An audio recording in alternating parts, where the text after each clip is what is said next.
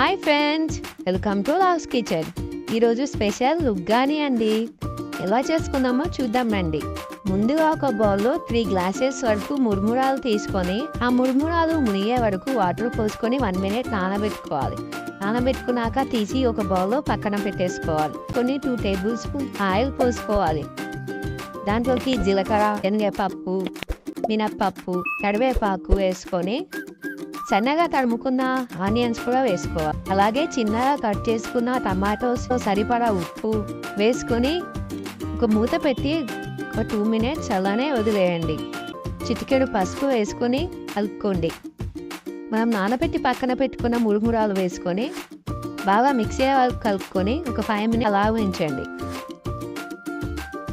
సన్నగా తరుముకొని పెట్టుకున్న కొత్తిమీర వేసుకొని ఒక బౌల్లోకి సర్వ్ చేసుకుంటే అంతేనండి. ఎంతో టేస్టీగా అండ్ ఈజీగా చేసుకునే